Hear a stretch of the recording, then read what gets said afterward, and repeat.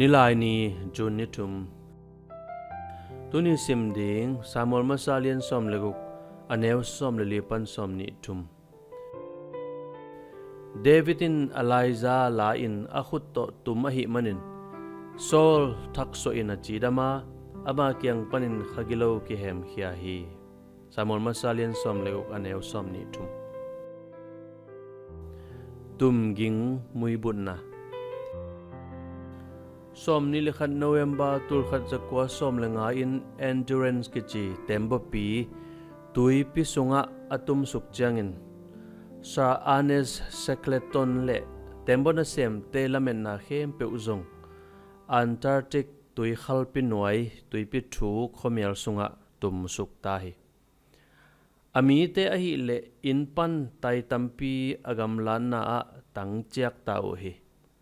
silok na ding avai hom nawa khohun a ensiam Leonard Hussein bekin pongni sang atam zo van puak theina nga hi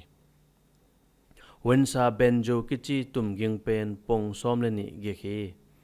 sekletonin Hussein kyanga to benjo pen lungsim za toi hi in ikisap ma khathi ding hi chi he akhonung changin tumging benjo hangin tembo zuite in aswa tak zia u nagen sonu hi benjo in ka khwaku an hongwak sakhi chi in tembo zui khatin nagel hi adang khatin a om lo aphamo Hussein benjo chi hi lai siang thobin tumging pen mi hinglung simdam sak a he nem thei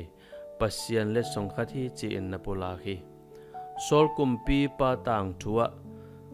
pasian thuwa man lo manin khaninin sol lungsim alwa na ithei cha thi kumpi na sem te in kumpi pa nop tom na ding bang hi saku hiam tumging tum sakhi hap tum siam khang no David muwa Davidin Eliza la in akhut to tumahi changin Saul thaksoakin achidama ama kyang panin khagilo ki hem khia hi tumgingin golnop na changbek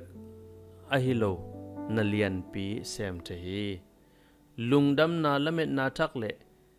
agim lungsim henem na piang sakhi hi tumging pen pasian let song lian ma khat hi tak pi hi tumging hangin bang hamphan na nga hiam pasian to nakizom na hongkoi chi khan sakhiam